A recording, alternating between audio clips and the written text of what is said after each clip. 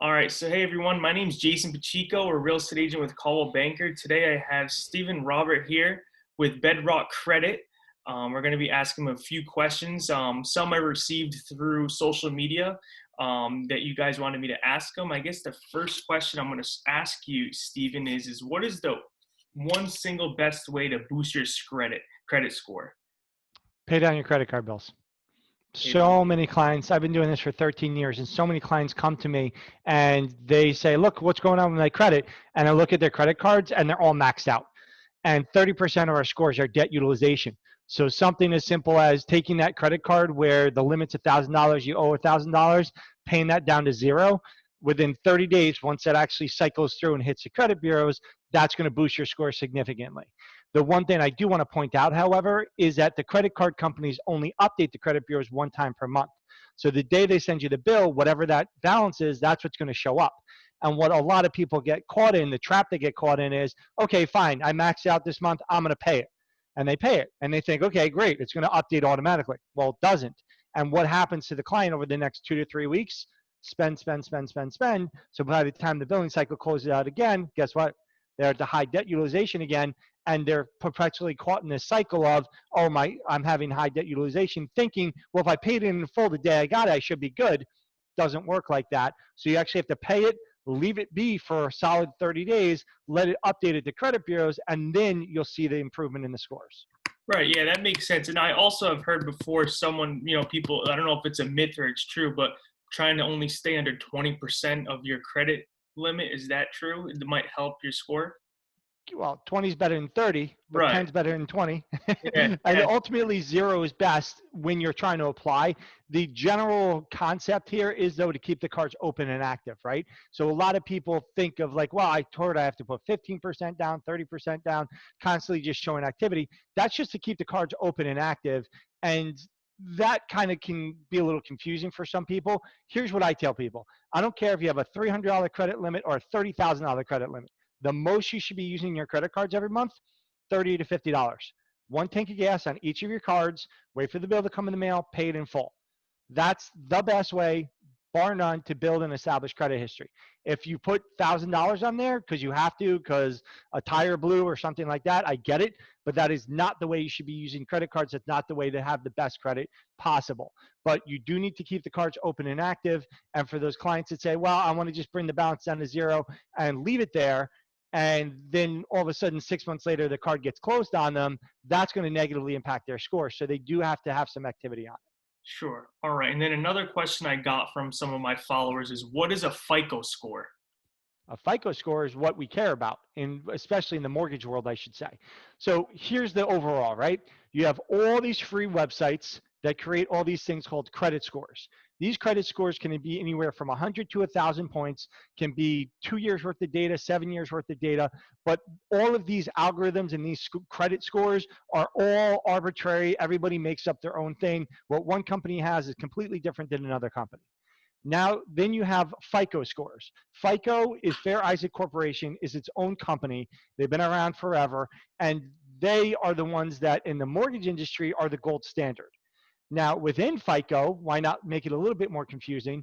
The mortgage scores that when you go to a mortgage company and they pull credit, they're going to be pulling something called your FICO Classic scores. Now, the reason that's so relevant is because not only do you have FICO Classic, and that was developed in the year 2000. In 2008, they built FICO version 8. 2014, they built FICO version 9. And now here we are in 2020, they just released FICO version 10. So they keep building newer products and they keep passing them out to consumers. And I constantly hear that, oh, I know my FICO score, it's on my bank statement. It's on my credit card statement. Well, guess what? Those are FICO scores version number 8 or 9 and can be significantly different than FICO Classic, which is what the mortgage companies use. So bottom line is FICO scores from the mortgage side are most important, but specifically FICO Classic, not FICO version 8, 9, or 10. There's only 2 ways to get those. Number one, you go to a lender. That's going to count as an inquiry, though, but at least you'll have their 7-year history in the scores. Or you go to myfico.com. Myfico.com is the only website to give us the same information the bank uses. Doesn't count as an inquiry, doesn't hurt your credit at all, but you do have to purchase a report. Now, Right. once you purchase that report, by the way, again, they make it nice and confusing. The first score they give you FICO version 8. You have to go down to page number like 14 or 15, and then it's going to say FICO scores used in mortgage lending. Those are the same scores that the bank would use.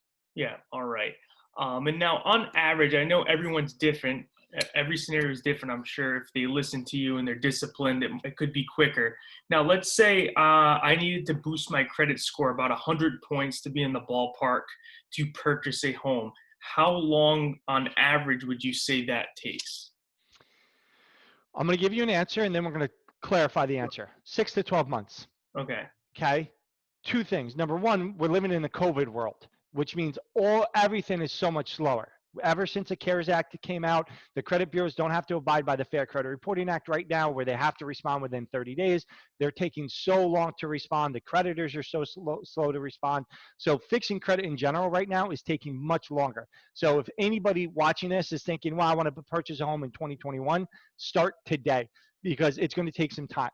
That's number one. Number two, why is your score so low? What does that 100 points represent? Is it because you've had 5 credit cards over the past 6 months and you have late payments on each one of those? That's going to take forever to clean up. Is it because you had 3 years ago or 2 years ago, you had open collections or open charge-offs, and those accounts are now still open, and we have the ability to go in there, get them settled in a way that's going to protect the client financially and allow us to clean up the credit report? That's going to actually take a lot less time because we're able to control the process. So it's all relative to how long it could take based off of what exactly the information is that we have to clean up. Sure. All right. Great. So now let's say I have some hard inquiries because I just bought a car or a house or something. How do I get those removed, or how long does it take until they're removed? So you're not going to get them removed, especially if they're legitimate, number one. Number two, they're only 10% of our score, so that's the least of anybody's concerns. Number three, with mortgages and auto loans based on the FICO Classic algorithm, you have a 30-day window to go shop it. So you could go to one mortgage company today. They could run your credit, send it to 10 different banks. Tomorrow you go to somebody else, they run it to another 5 different banks. In that 30 days, you could have 40 different inquiries. It only impacts your score one time. They'll all be listed, but it only impacts the score one time. So getting all of those off is irrelevant, because even if you got 39 of them off and you still had one, it's the same one Right. inquiry. So that doesn't really matter. Same thing with auto loans. Works the exact same way. That's number one. Number two, you're not going to get them off because they're legitimate things. You're applying for those things. However, they're going to impact your score for 12 months. They're going to show on your credit for 2 years. So eventually they're going to start dissipating, so it doesn't really Right. matter too much what the inquiries are.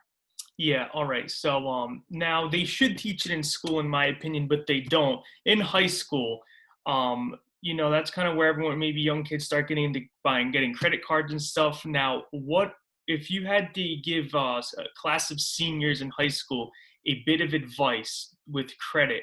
What would you tell them? Start small, but start now, because it's going to take time. 15% of our scores, that average age of the credit file, so it has to grow out. It has to get out there, right? So here we are. You're 17, 18, 19 years old. You're about to go to college, maybe not. But really, opening up a secured credit card, best thing you can do. Go open a secured credit card, which means different than an unsecured or regular credit card is you give them the money in advance, $300. They're going to run your credit. That $300 gives the bank the security to say, okay, this person doesn't really have any credit established yet, but now we can go ahead and give them that $300 limit. And now you're going to start putting $30 on that card every month, waiting for the bill to come in the mail, paying it off. And as you do that, it's going to build and establish history. And after 12 months of on-time payments, they're going to say, good job, you've built up your credit. Here's your $300 back, and now this is a regular credit card. And then that's going to be a card that you're going to have for the rest of your life. So it's really just a matter of starting now, starting small, and then doing it properly. You'd open up one initially, maybe 6 months, a year later, you open up a second one. Another year later, you open up a third. And then you start with those three and just kind of go forward from there. Yeah. All right. Great. Yeah, that does make sense. So the last question I have for you is, obviously, if anyone watching needs some credit repair, definitely reach out to Steven at Bedrock Credit. But if they end up, just could you give 3 quick tips to the listeners on, if they have a bad credit score and they're hesitant to reach out, what are 3 things they can do on themselves that's easy, that might be able to get them on the right track?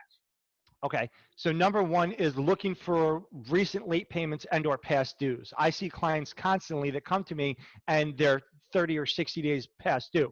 Just bring all your accounts 100% current.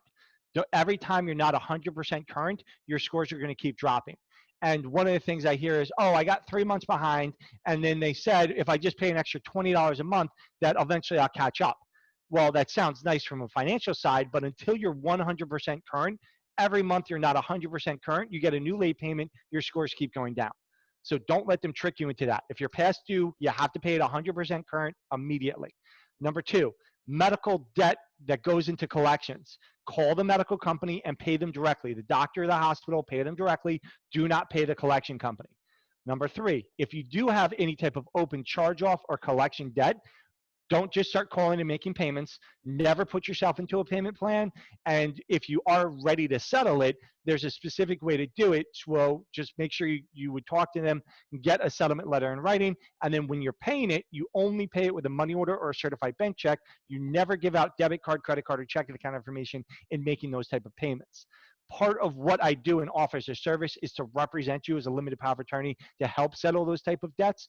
So if you have any questions, I offer a free consultation. I'd be happy to review any of those and let you know if there's anything I can do to help. Sure. Thanks for your time, Stephen. If you want, could you let the viewers, if anyone's watching, can you give them your phone number where they can reach you or best place to find you and contact you? Absolutely. So my cell phone is 617-939-3447.